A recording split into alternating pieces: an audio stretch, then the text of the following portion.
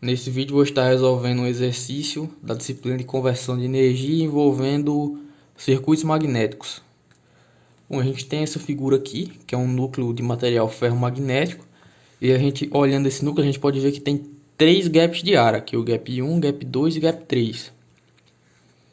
Vamos ler aqui o enunciado. O núcleo de ferro do circuito magnético mostrado na figura acima tem seção transversal retangular. Então quer dizer que se eu cortar uma perna desse núcleo aqui no meio e olhar de cima, eu vou enxergar um retângulo. Essa parte aqui, daqui até aqui, ó, é a largura e a gente vai ter a profundidade dele.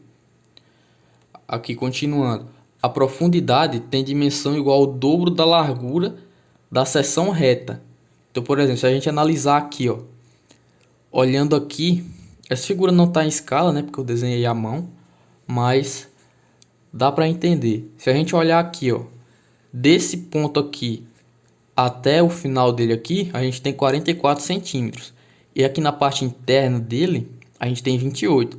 Se a gente fizer 44 centímetros menos 28, a gente vai achar a medida dessas duas pernas dele aqui, somadas, que vai dar 16 centímetros. Se a gente dividir por 2, a gente acha a largura de cada uma das pernas, que é 8 centímetros. Vamos supor aqui que a largura é igual. Então, a largura é 8 centímetros. Como ele falou que a profundidade tem o dobro da largura, se a largura é 8 centímetros, a profundidade é 16 centímetros. Então, se a gente cortasse uma perna dessa no meio, a gente ia ver um retângulo de 8 por 16 centímetros. Isso vai ser importante na hora que a gente for calcular a área. Continuando aqui. Uma corrente de 1.200 mA circula pelo enrolamento do dispositivo que possui 1.200 espiras. Isso aqui é importante também, que a gente vai usar depois para fazer o cálculo da força magnetomotriz. Como ele falou que a corrente é 1.200 mA, se a gente passar isso aqui para ampere, basta dividir por 1.000, né?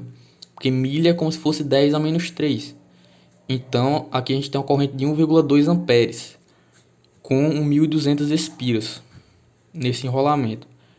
Continuando, considere que a permeabilidade relativa é tão grande que a relutância do núcleo é desprezível. Desprezando também o espraiamento, avalie as afirmativas abaixo, classificando-as em verdadeiras ou falsas. Como assim a relutância é desprezível? Se a gente olhar aqui, ó, nessa outra folha, eu coloquei algumas fórmulas. Essa aqui é a fórmula da relutância. A relutância ela é igual ao comprimento médio do núcleo dividido pela permeabilidade magnética multiplicado pela área. Ou seja, a relutância ela é um parâmetro que depende das características construtivas do nosso núcleo de material ferromagnético. Como ele falou que essa permeabilidade aqui é muito grande, quando a gente divide alguma coisa por algo muito grande, essa coisa tende a zero. Como a gente está dividindo aqui o comprimento por algo muito grande, essa relutância ela vai tender a zero. Por isso que ela é desprezível lá. Ele falou lá que a permeabilidade relativa do núcleo é muito grande. Essa aqui é a permeabilidade magnética. A permeabilidade magnética ela é igual à permeabilidade relativa, que aí varia de material para material, vezes a permeabilidade do vácuo, que é a permeabilidade do ar, que é uma constante, é aproximadamente 4π vezes 10 a menos 7 tesla metro por ampere, é a unidade de medida dela. Então, como ela é muito grande, como eu já falei, a gente está dividindo aqui por algo muito grande, essa relutância vai tender a zero, e aí a gente despreza essa relutância. Outra coisa que ele falou aqui no enunciado foi para desprezar o espraiamento também. O que é espraiamento? Espraiamento é o efeito do fluxo disperso. Por exemplo, quando a gente tem um gap de ar aqui, o núcleo de material ferromagnético ele tem uma permeabilidade magnética alta, ou seja, ele concentra o fluxo magnético nesse caminho aqui do núcleo. Tá vendo esse tracejado preto aqui? Esse tracejado preto aqui seria o nosso fluxo concatenado. O que é o fluxo concatenado? É o somatório do fluxo gerado por cada uma das espiras dessa bobina. Seria o fluxo total. Ele percorre esse caminho aqui. Só que aqui, como a gente tem um gap de ar, o que acontece quando a gente tem um gap de ar assim? A tendência é o fluxo, ele tá vindo assim, e aí quando chega aqui no gap de ar, ele dá uma puladinha assim para fora, ó. É como se ele fugisse um pouco, aí a gente tem algumas perdas por causa disso. Mas aqui a gente não vai ter no exercício porque ele pediu para desprezar. Então, continuando. O que a gente tira de dados importantes aqui? A gente tirou as dimensões para a gente calcular a nossa área, que a profundidade ela é igual ao dobro da largura da seção reta. A nossa corrente, que é 1,2 amperes, né? As espiras, são 1.200 espiras. Que a permeabilidade do núcleo é muito alta, então a relutância é desprezível. E que a gente está desprezando o espraiamento. Então, beleza. Aí agora ele quer que a gente avalie se as afirmativas são verdadeiras ou falsas. Primeira alternativa, a relutância equivalente vista pela fonte de força magnetomotriz é menor que 200.000 ampere-espira por Weber. O que a gente tem que fazer? A gente tem que calcular a relutância equivalente desse núcleo aqui e ver se é menor que esse valor aqui de 200.000 ampere-espira por Weber. Então a gente já sabe que a gente tem que calcular a relutância equivalente. AB. Os fluxos magnéticos Φ1, Φ2 e Φ3 são respectivamente 3, 2 e 1. Então tem que calcular o fluxo magnético em cada uma das pernas do nosso circuito aqui. E as densidades de fluxo em cada perna do circuito magnético são todas menores que 1 Tesla. Então a gente também tem que calcular a densidade de fluxo em cada uma das pernas do núcleo. Vamos começar a resolução então. Bom, aqui a primeira coisa que a gente vai fazer é redesenhar aqui o circuito. Como a relutância do núcleo ela é desprezível, porque a nossa permeabilidade relativa é muito alta, a gente vai considerar somente a relutância dos gaps de ar. Aqui, ó, se a gente olhar a figura de novo, a gente tem 1, 2, 3 gaps de ar. Então a gente vai ter uma relutância aqui para esse gap de ar, uma aqui nessa perna para esse gap e uma nessa perna para esse outro gap aqui. Para a gente montar esse circuitinho aqui, se você estiver olhando assim, você pode achar familiar porque parece muito com um circuito elétrico. Na verdade é um circuito magnético. A gente, para montar o circuito dessa forma, a gente associa analogamente aqui o fluxo à corrente elétrica, a força magnetomotriz à tensão e a relutância à resistência. O que é a relutância? A relutância ela é a dificuldade oferecida pelo nosso núcleo à passagem de fluxo magnético. O que é a força magnetomotriz? A força magnetomotriz, ela, mais aqui abaixo, a gente vai ver que ela é o número de espiras vezes a corrente que circula por essas espiras. É ela quem vai fazer gerar o fluxo magnético. Igual aqui no nosso circuito elétrico, né? A gente tem a tensão, que é a força eletromotriz que impulsiona os elétrons, o fluxo ordenado de elétrons, que seria a nossa corrente elétrica. Então a gente pode fazer essa analogia aqui. E aí, com essa analogia, a gente pode montar como se fosse uma lei de Ohm. A força magnetomotriz é igual a relutância vezes o fluxo magnético. Aí aqui a gente tem outras fórmulas aqui, ó. Essa fórmula aqui a gente também vai usar, que é a densidade de fluxo magnético. Sempre que a gente escutar falar em densidade de alguma coisa, vai ser essa coisa dividida por uma área, por um valor de área. Nesse caso aqui, a densidade de fluxo magnético, é dada pela letra B aqui, é igual ao fluxo magnético dividido pela área da seção reta, que a gente vai calcular também. Aqui a relutância, como a gente já viu, depende de características construtivas do núcleo, é o comprimento médio dividido pela permeabilidade magnética vezes a área da seção transversal. Aqui a permeabilidade, que ela é a permeabilidade relativa do material vezes a permeabilidade do vácuo. Aqui o valor da permeabilidade do vácuo, 4π vezes 10 a menos 7 Tesla metro por ampere. Aqui outra forma de calcular a força magnetomotriz, que é multiplicando o número de espiras vezes a corrente. Essa letra aqui é o lambda, é o fluxo concatenado, que eu já falei no começo do vídeo. O fluxo concatenado ele é o fluxo total, ele é o somatório do fluxo gerado por cada espira. Ou seja, ele é dado por um número de espiras vezes o fluxo magnético. E a indutância do nosso núcleo, ela é esse fluxo magnético aqui concatenado, dividido pela corrente elétrica que circula pela bobina. Então, o que a gente precisa? Na letra A, ele perguntou se a relutância equivalente total ela é menor que 200.000 ampere-espira por Weber. Então a gente precisa calcular a relutância equivalente total. Como que a gente vai fazer isso? A gente vai usar essa fórmula aqui, ó. Relutância igual ao comprimento médio dividido por a permeabilidade vezes a área. Só que a permeabilidade do nosso núcleo ela é muito alta, então a relutância dele é desprezível. A gente só tem a relutância dos gaps. Então a gente tem que calcular a relutância de cada um dos 3 gaps, resolver aqui o circuito utilizando as técnicas que a gente já usa para resolver circuitos elétricos. Seria essas duas aqui em paralelo, somada com essa aqui. E aí a gente acha a relutância equivalente total. Mas primeiro de tudo, a gente precisa obter esses parâmetros aqui, ó. A gente não tem essa área aqui, ó. A gente tem o comprimento, que vai ser o comprimento dos gaps, que já foi nos dado lá no desenho. A permeabilidade magnética vai ser a permeabilidade magnética do ar. Vai ser esse valor aqui, né? 4π vezes 10 a menos 7. Mas a gente tem que calcular a área. Como que a gente calcula a área? Ele falou que é uma área retangular. Qual que é a área do retângulo? Base vezes a altura. Só que no nosso caso vai ser largura vezes a profundidade. No enunciado falou que a profundidade é 2 vezes a largura. Como a gente já fez a análise lá no começo, a nossa largura é 8 centímetros. Então a profundidade vai ser 16 centímetros. Se a gente passar 16 centímetros para metro, para trabalhar no SI, né?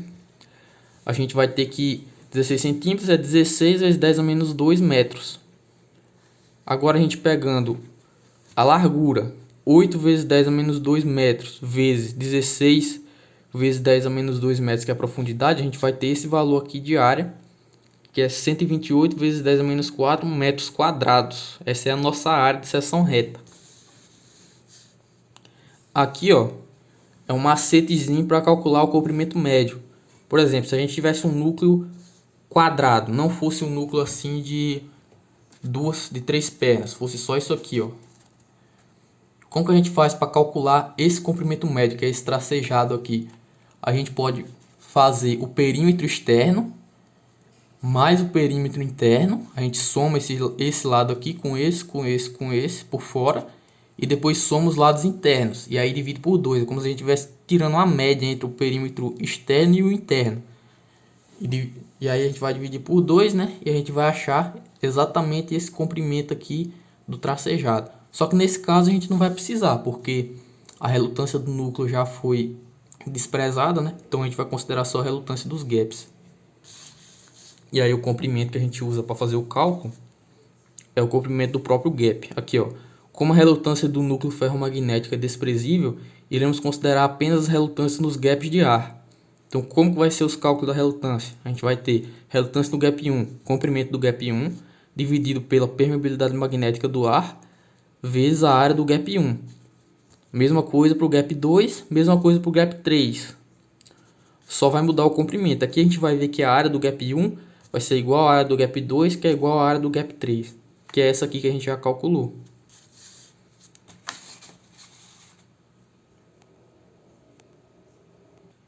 Fazendo os cálculos aqui, se a gente voltar na figura, a gente vê que a largura do gap 1 ela é 1,2 milímetros, que é 1,2 vezes 10 a menos 3 metros, né? Do gap 2 aqui eu coloquei gap 3, mas eu considerei gap 2 lá no cálculo. Então 1,4 vezes 10 a menos 3 metros. Gap 3 aqui seria o gap 3, 0,88 vezes 10 a menos 3 metros. Esses vão ser os comprimentos que a gente vai usar lá para calcular a relutância. Substituindo aqui, ó, aqui o comprimento do gap 1, permeabilidade magnética do vácuo, que é aquela constante lá, vezes a área que a gente calculou. Fazendo essa conta aqui na calculadora, a gente vai chegar nesse valor aqui, 74.603,88 ampere-espira por Weber, que é a nossa unidade de relutância. Essa é a relutância do gap 1. Aí a gente repete o mesmo processo, só mudando o comprimento para o gap 2, vai dar esse valor, 87.037 0,86 ampere-espira por Weber. Observe que quanto maior o comprimento do gap, mais ar a gente tem ali naquele espaçamento, né? Então maior é a relutância. Da mesma forma que se essa área aqui fosse maior, a gente teria uma relutância menor. Ou seja, a relutância ela é diretamente proporcional ao comprimento do gap e inversamente proporcional à área do gap. E a relutância do gap 3, a gente coloca o comprimento do gap 3 aqui, vai dar 54.709,51 ampere-espira por Weber. Para calcular a relutância total, como eu já tinha mostrado, o que a gente vai fazer? A gente vai fazer a relutância do gap 2 em paralelo com a do gap 3, e aí vai ficar a relutância do gap 1 em série com o paralelo dessas duas. Aí a gente soma e acha a relutância total.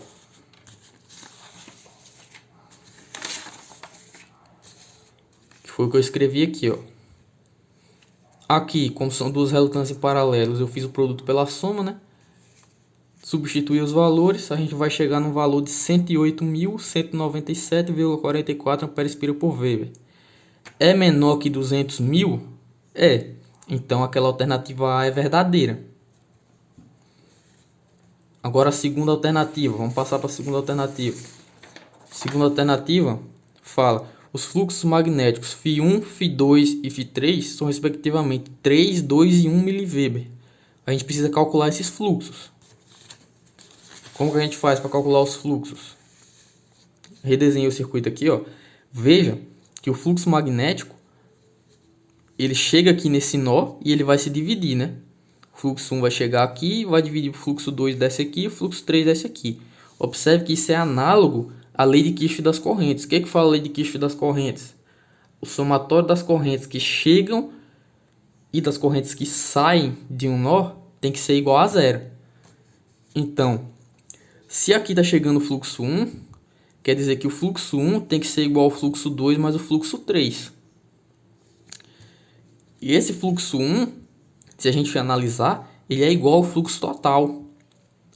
Por quê? Porque se eu fizer reduzir isso aqui e somar, vai sair o fluxo 1 aqui, ó. É como se o fluxo total viesse aqui e se ramificasse no fluxo 2 e no fluxo 3.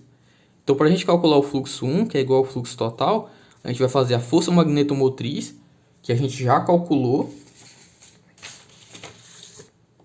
Aqui, ó, a força magnetomotriz, ela é o número de espiras vezes a corrente. Qual que é o nosso número de espiras? 1.200 espiras. Nossa corrente em amperes, 1,2 amperes. Multiplicando, força magnetomotriz, 1.440 ampere-espira. Essa é a nossa força magnetomotriz. Então vai ser a força magnetomotriz dividido pela relutância equivalente total que a gente calculou aqui.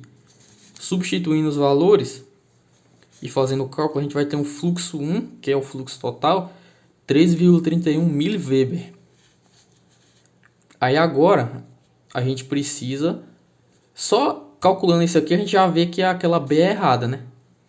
Porque ela tinha falado que o fluxo 1 ele era 3 mV.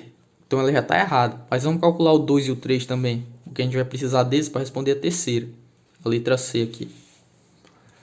Calculando o fluxo 2, aqui eu fiz por divisor de corrente.